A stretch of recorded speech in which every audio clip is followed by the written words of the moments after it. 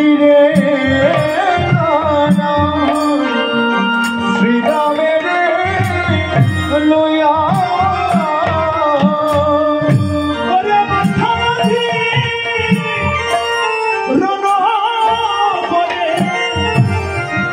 শ্রমযুথ হইয়া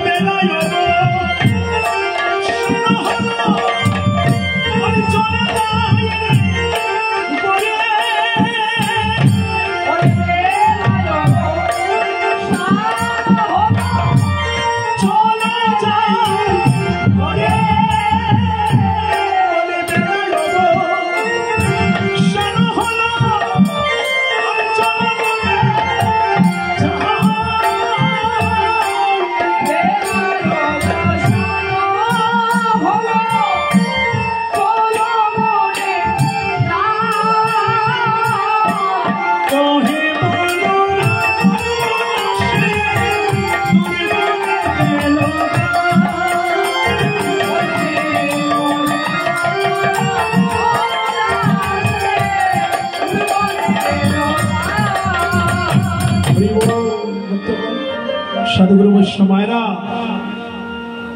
গোবিন্দ যখন মায়ের কথা মনে করল, বলছে শ্রীরাম ওই বৃন্দাবনে আমার আর দেরি সহ্য হচ্ছে না, বেলা অবসান হয়ে গিয়েছে, চল আমরা এখন ঘরে চলে যাই। আমার মা নন্দরানী আমায় দেখতে না পেয়ে, আমার মা যে ব্যাকুল হয়ে বসে আছে, আমার মা নন্দরানী আমায় দেখতে না পেয়ে আমার মা যে নয়ন জলে কাঁদছে রে শ্রীরাম। ভক্তগণ মায়েরা, ভগবানের মা বৈজন আজকে যে মায়ের মনে মায়ের কথা মনে পড়ে ভগবানের মা বৈজন দুইজন, ভগবানের মা দুইজন, একজন হইছে দৈবকী আর একজন হইছে নন্দন। এখন আমার একটা কথা রে বাবা, একজনের গর্বে জন্ম নিলা আর আরেকজনের মা বললে নিশ্চয় কোনো কারণ আছে মায়ের, তাই না? লক্ষ্য করো মা গো, ভগবানের একজনের গর্বে জন্ম নিলা আর আরেকজনের মা বললে, এটা হলো তেতা যুগের কথা। যখন রামচন্দ্র বনে গিয়েছিলেন 14 বৎসরের জন্য, তখন রামচন্দ্রের গর্ভধারিণী মা কৌশল্যা সাত করে এক বাটি দুগ্ধ নিয়ে বলছে, বাবা তুমি তো 14 বৎসরের জন্য বনে চলে যাবে, আমি তোমার মা, আমি তোমার গর্ভধারিণী মা, তোমাকে সাত করে আমি এক বাটি দুগ্ধ দিলাম, তুমি পান করো বাবা। রামচন্দ্র যখন দুগ্ধ পান করতে গেলেন, দূর থেকে দেখলেন মা কইকি, বিমাতা কইকি দূর থেকে দেখলেন যে রামচন্দ্রের গর্ভধারিণী মা এবার রামচন্দ্রকে এক বাটি দুগ্ধ দিয়েছে পান করিবার জন্য। কইকি দূর থেকে দৌড়ে গিয়ে রামচন্দ্রের মুখের সামনে থেকে দুধের বাটি নিয়ে ঠিক রামচন্দ্রের আর দুগ্ধ পান করা হলো। রামচন্দ্র বনে চলে গেলেন। রামচন্দ্র বনে গিয়ে 14 বৎসর বনবাস কাটিয়ে 14 বৎসর বনবাস কাটিয়ে যখন ঘরে ফিরলেন, অনেক জ্বালা অনেক যন্ত্রণা সহ্য করে 14 বৎসর বনবাস কাটিয়ে যখন ঘরে ফিরলেন, ঘরে ফিরে গর্ভধারিণী মাকে প্রণাম না করে রামচন্দ্র প্রণাম করলেন এবার বিমাতা কইকিকে, এবার বিমাতা কইকিকে প্রণাম করলেন।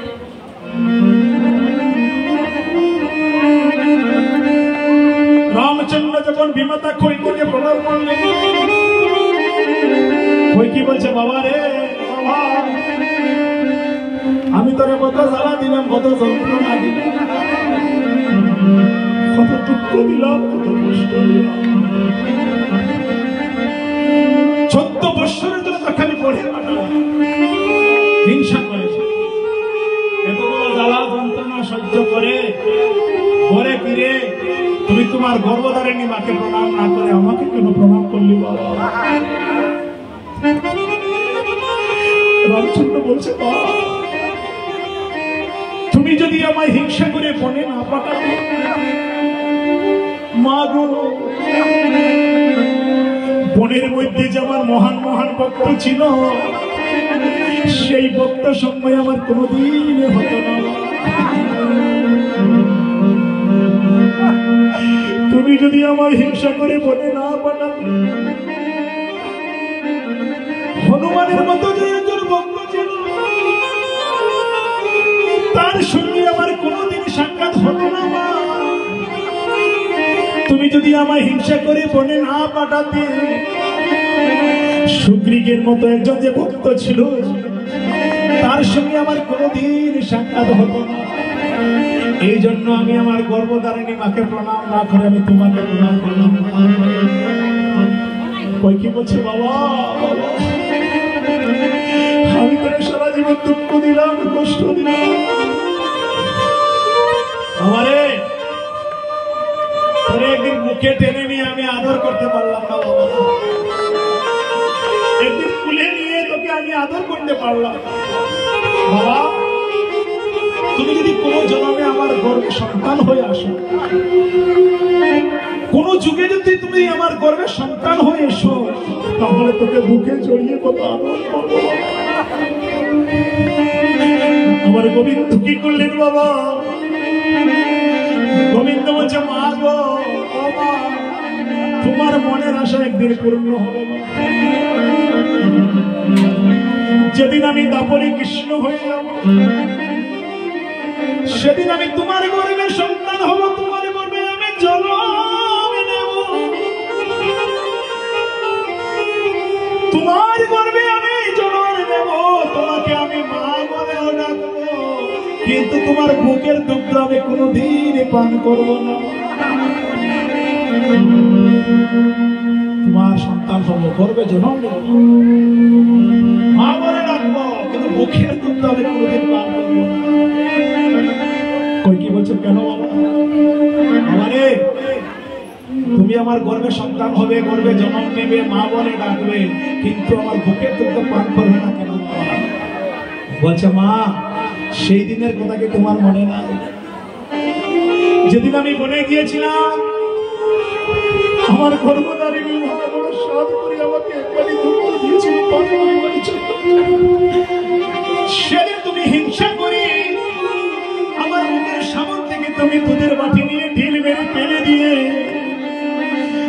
তুমি যে অপরাধ করেছ, এই অপরাধের বলে আমি তোমার বুকের দুগ্ধ কোনদিন পান করব না। গোবিন্দ খার বুকের দুগ্ধ পান করলেন, আমার ভগবান কোন মায়ের দুগ্ধ পান করলেন? ভগবান যে মায়ের দুগ্ধ পান করলেন, মা নন্দরানী। এই নন্দরানী ছিলেন সত্যযুগে ধরার সাথী, যার বাম স্তন্ডি নদীর কাছে ধারে দিয়ে এক মুঠো চাল এনে, এক মুঠো ডাল এনে অতিথি সেবা দিয়ে ভগবানকে আমার সন্তুষ্ট করেছিলেন। হরিবল। সেদিন গোবিন্দ বলেছিল, মা, আজ আমি তোমার বুকের দুগ্ধ পান করবো না। যেদিন আমি তারপরে কৃষ্ণ হয়ে যাব, সেদিন হবে তুমি মা নন্দরানী। আর যেদিন তুমি মা নন্দরানী হবে, আমি তোমার সেই বুকের দুগ্ধ যে স্তনটি নদীর কাছে ধার দিয়ে এক পুরো চাল এনে, এক পুরো ডাল এনে অতিথি সেবা দিয়ে আমায় সন্তুষ্ট করেছ, মা, আমি সেদিন গোপাল হয়ে সেদিন তোমার মা সেই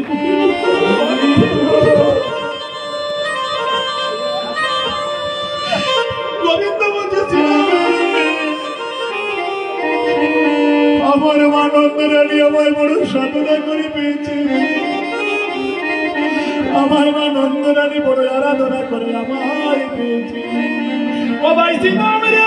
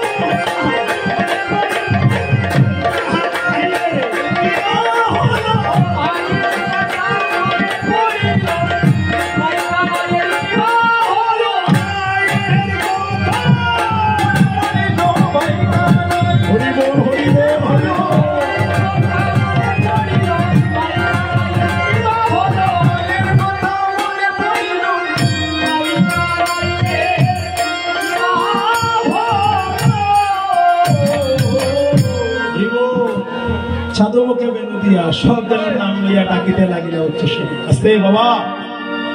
এই যে আমি গোষ্ঠলীলায় বলেছিলাম ভগবান নবলক্ষ দেনু নিয়ে 24 জন রাখাল নিয়ে কিন্তু আজকে গোষ্ঠগোচরণে এসেছে। এখন কিন্তু রাত্র 7 কোটিকার উপরে বেজে গেছে, অন্ধকার নেমে এসেছে। মা নন্দরানী পন্তপানে চেয়ে আছে, আমার গোপাল যে কোনো ঘরে ফিরছে না। এখন কেউ আছে গো মা? এত রাত্রে বনে জঙ্গলে কেউ আছে? মাঠে ঘাটে সবাই কিন্তু ঘরে এসেছে। দেনু বলি, রাকাল বলি, সবাই কিন্তু ঘরে ফিরেছে, কিন্তু এখন গোপাল এখনো বাইরে মাঠে। তো মা নন্দরানী মনে মনে ভাবলেন, আমার গোপাল যে কোনো ঘরে ফিরছে না। দেখুন মায়ের আর সন্তানের কেমন সম্বন্ধ জগতে। মা যখন সন্তানকে স্মরণ করেছে, সন্তানের প্রাণে এমনি এমনি বেজে উঠেছে। মা স্মরণ করা মাত্র আমার গোপাল বলছে, ভাই খেলা আমার আর ভালো লাগে না, আমার মা নন্দরানী যে আমায় ডাকছে। তাই গোবিন্দ এমন করে বলছে, সীতাম আর খেলা ভালো লাগে না ভাই, চল এবার ঘরে চলে যাই। যখন এই কথা বলছি, এখন রাখালগণ বলছে, ভাই রে, এই দেনুগুলো একত্র করার গুন্থা আমাদের নাই। 9 লক্ষ দেনু রে বাবা, শ্যামলি দবলি, হ্যাঁ এমন করে 9 লক্ষ দেনু কোন বনে কোথায় কোথায় গিয়েছে। 12টা বন। বৃন্দাবনে বন কয়টা বাবা? আস্তে, বৃন্দাবনে বন কয়টা? বৃন্দাবনে বন হয়েছে 12টা, বটবৃক্ষ হয়েছে 60টা। বৃন্দাবনের মধ্যে 12টা বন, 60টা বটবৃক্ষ, 2টা কুণ্ড, এগুলো বেষ্টিত হয়ে যার নাম হয়েছে বৃন্দাবন। এখন আমার গোপাল বসতে গেলে 9 লক্ষ দেনু নিয়ে কোন দিকে ছুটে উঠে গেছে রে বাবা। যখন 9 লক্ষ দেনু ঘরে ফিরবে, আর 24 জন রাখাল কেমন করে এগুলো একত্র পারবে? বলছে, কানাই রে কানাই, এগুলো তো আমরা পারবো না ভাই। তোমার যে বেলুর গুণ আছে না, তুমি বেলুতে ধ্বনি করলে আমার মনে হয় সকল দেনুগুলো একত্র হয়ে যাবে। এবার গোবিন্দ কি করলেন? সকল রাখালগণের কথা শুনে এবার গোবিন্দ আমার কি করলেন? ওরে ছাদু মুখে বেলু দিয়া সবদেনুর নাম লইয়া,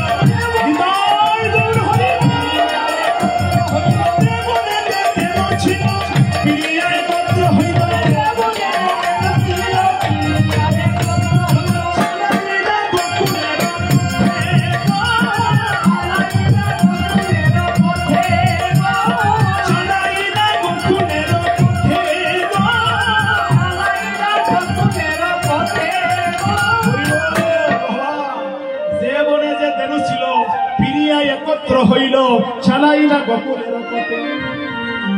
আস্তে এখন 9 লক্ষ দেনু বাবা বেলুর ধরে শুনিয়া সব দেনুরা একত্র হয়েছে, কিন্তু একটা দেনু বাকি রয়েছে। একটা দেনু লক্ষ্য করো বাবা, আমরা যে সংসারে বাস করি বিষয় সাগরে, এই যে বিষয় দাবান হলে একটা দেনু বাকি রয়েছে। আমার গোবিন্দ বলছে, ভাই 9 লক্ষ দেনুর মধ্যে সব দেনু ফিরে এলো, কিন্তু একটা দেনু যে ফিরে এলো, এই দেনু কোথায় একটা পড়েছে? লোভ লালসায় উৎকণ্ঠা হয়ে বনের কাঠার মধ্যে আটকা পড়ে গিয়েছে। বৃন্দাবনে একটা বেষ্টিত আছে যে এর বাইরে যাওয়া যাবে না। বৃন্দাবনের দেনু বৎস আমার গোবিন্দ বলছে, মানে দেনুগণ এটা নির্দিষ্ট করে দেয় বাবা যে এখানের মধ্যে থাকবে, এর বাইরে তোরা কখনো যাবে না। আর ওই দেনুটা লোভ লালসায় পড়ে এবার কি করলো বাবা, কাঠা বনে গিয়ে কাঠার মধ্যে আটকা পড়ে আছে। এবার গোবিন্দ যখন তাকিয়ে দেখে সব আসলো, কিন্তু একটা দেনু আসলো না। এবার বলছে, না ভাই তাকে তো রেখে যাওয়া যাবে না। যদিও তার দেনুকুলে জন্ম হয়েছে বৃন্দাবনের দেনুকুলে, কিন্তু সে পরম ভক্ত, হরিবল যাবে। ভক্ত যখন বিপদে পড়ে যায় তখন ভগবান তার পাশে দাঁড়িয়ে যায়। এবার ভগবান গিয়ে দেখলেন বাবা, ভগবান গিয়ে দেখলেন একটা দেনু কাঠার মধ্যে আটকা পড়ে ও না বলে ডাকছে। বলছে, প্রাণনা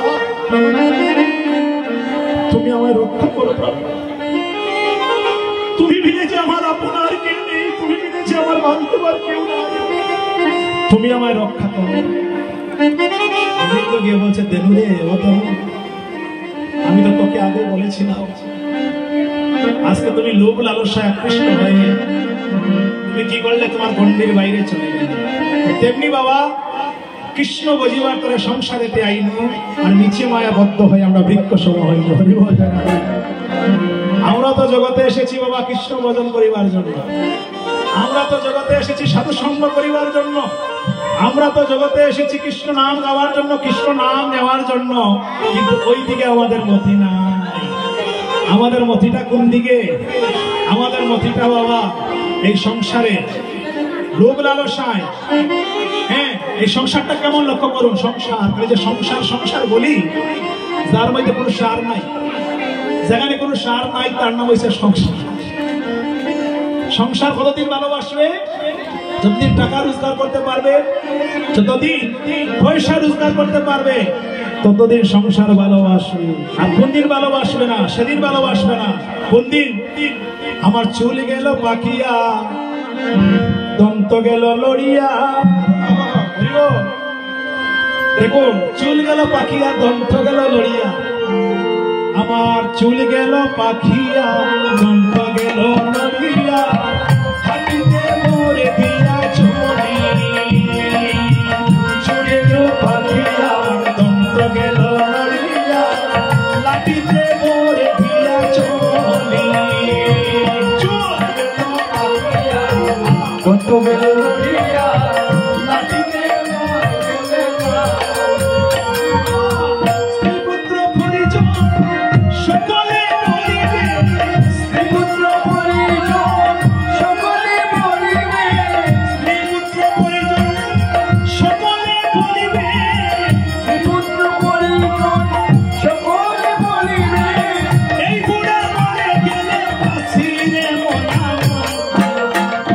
মানুষ হইয়া জনম লইয়া মানুষের বলিলাম কি, মানুষ হইয়া জনম লইয়া মানুষের বলিলাম কি। মানুষ হইয়া জনম লইয়া মানুষের বলিলাম কি। চলে গেল পাকিয়া, দন্ত গেল লড়িয়া। চুল কাটি গেছে, দাঁত পড়ে গেছে। যেমন করে আমার দাদা লাঠিতে বর দিয়ে হাত ঠাইল, লাঠিতে বর দিয়ে চলি। স্ত্রী পুত্র পরিজন সকলেই বলিবে এই বুড়া মরে গেলে বাঁচে। ওই দিন তোমাদের আসছে না বাবা? যেদিন আমার সংসারে বোঝা হয়ে যায় বাবা, এদিন আর সংসার বোঝা করে লাভ হবে না।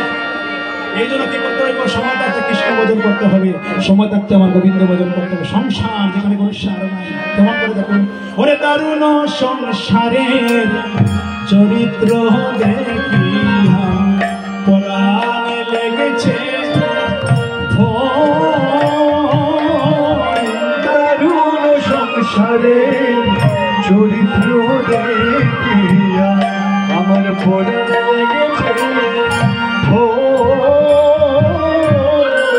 দারুণ সংসারের চরিত্র দেখিয়া পরাণে লেগেছে দারুণ সংসারের চরিত্র দেখিয়া আমার পরাণে লেগেছে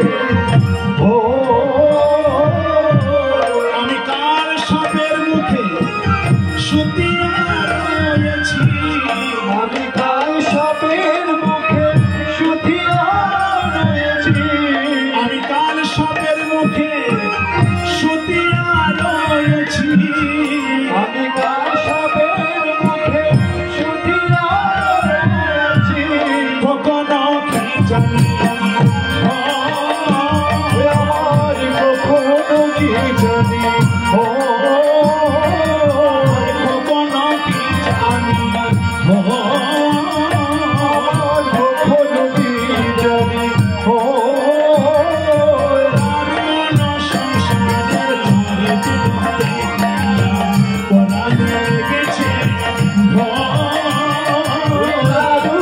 সংসারের চরিত্র দেখিয়া পরাণে লেগেছে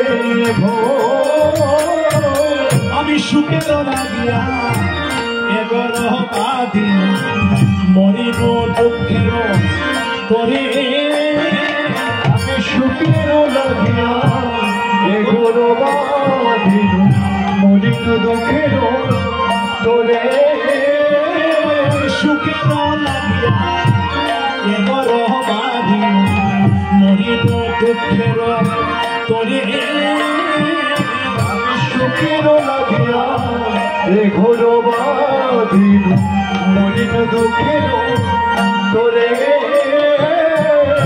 জ্বলন্ত অগ্নি দেখিয়া জ্বলন্ত অগ্নি দেখিয়া জ্বলন্ত অগ্নি দেখিয়া জ্বলন্ত দেখিয়া পতঙ্গ পড়িয়া মরে ওরে জ্বলন্ত অগ্নি দেখিয়া পতঙ্গ পড়িয়া মরে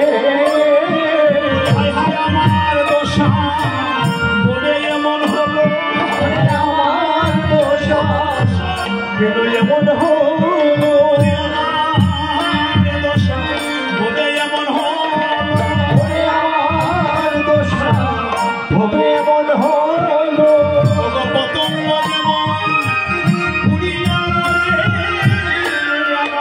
আমার দশা বলে এমন হলো পতঙ্গ যেমন উড়িয়া মরিল হায় আমার দশা এমন হলো পতঙ্গ যেমন পুড়িয়া মরে হবে আমার দশা বলে এমন হলো ওরে পতঙ্গ যেমন উড়িয়া মরে আমার দশা এমন হলো দারুণ সংসারে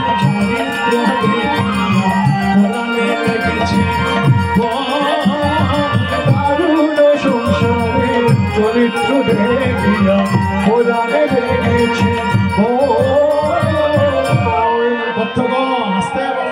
সুখেরও লাগিয়া 11 দিন এই যে ঘর বানাইলাম দালান বানাইলাম বিল্ডিং বানাইলাম সুখের লাগে কখন যে কি হয় রে বাবা বলতে পারি না সংসার কখন কি হয়ে যায় আস্তে আমরা অনেক প্ল্যান করি প্রোগ্রাম করি অনেক রোজগার করি টাকা জমাই কিন্তু সুখের সংসার কখন যে ধ্বংস হয়ে যায় চোখের পলকে সংসারটা কি হয়ে যায় আমরা কেউ বলতে পারি না এই জন্য মহাদেব বলছে বাবা দারুণ সংসারের চরিত্র দেখিয়া পুরাণে লেগেছে ভয় আর কাল সাপের মুখে শিখিয়ে আছি কখন কি জানি যেমন করে খাল সাপে বিশ্বাস করা যায় না খাল সাপকে বিশ্বাস করিয়া যদি আপনি খাল সাপের মুখে ঘুরিয়ে যাবেন খাল সাপ কখন সুবল মারবে যেমন করে বলা যায় না ওই কাল সাপের মতো সংসার তো বলা যায় না বিশ্বাস করা যায় না এই জন্য বলছি বাবা চুল গেল বাকিয়া দন্ত গেল মাটিতে ভর দিয়া চলি স্ত্রী পুত্র কন্যা সকলেই বলিবে বই বুড়া মরে গেল আমাদের জীবনেই হবে এই দিন আমারও আসবে আপনারও আসছে অনেকের আসছে অনেকের আসবে সংসার সংসার জগতে কোনো লাভ নাই এই বাসুরিটা কি করলো এই দোবলিটা কি করলো বাবা ডুবে পড়ে হ্যাঁ কাঁটার মধ্যে গিয়ে আটকে পড়ে গেল তেমনি আমরাও সংসারে ডুবে পড়ে মায়ার জালে আবদ্ধ হয়ে আমরা ভগবানের নাম ভুলে গিয়ে আমরা আজকে ভগবান সংসারের কাঁটায় আমরা আবদ্ধ হয়ে বসে সংসারের কাঁটায় আমরা জগতে আবদ্ধ হয়ে বসে আছি তখন গোবিন্দ কি করলেন বাবা ভক্ত যখন বিপদে পড়ে তখন গোবিন্দ তাকে উদ্ধার করে এবার গোবিন্দ গিয়ে কি করলেন বলছে আরে দেনু তোকে আমি আগে বলেছিলাম ওদিকে যাবো যাই হোক তুই যখন ডুবে পড়ে ওদিকে গিয়েছিস আজকে আমি তোকে এবার বাঁচিয়ে নিলাম এই যে ভগবানের লীলা এই যে ভগবানের লীলা ভগবান কি করলেন এবার ওই বাছুরিকে এবার ছুটিয়ে আনলেন ছুটিয়ে এনে এবার ব্রজের পথে চলছে ধরিব কেমন করে হ্যাঁ ছাদুমুখে বেলে দিয়া শব্দের নাম হয়ে বাকিতে লাগিল উচ্চ স্বরে যে বনে যে দেনে ছিল প্রিয়া একত্র হইল ছাড়াইল বকুলের ওপর হাইলে সীতাম সুদাম মাসে বড় সুমা করিয়াছে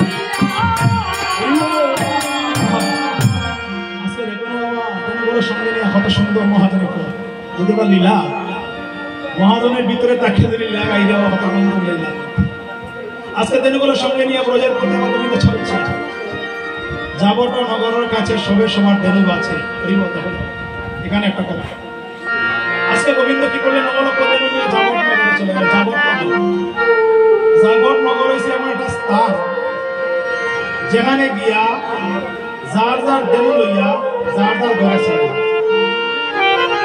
ওই যাবট নগরে এখানে গিয়া গোবিন্দ কি করলেন সবার ধনু নিয়ে যার যার ঘরে গেলেন আর আমার গোবিন্দ পিছনে পড়ে গেলেন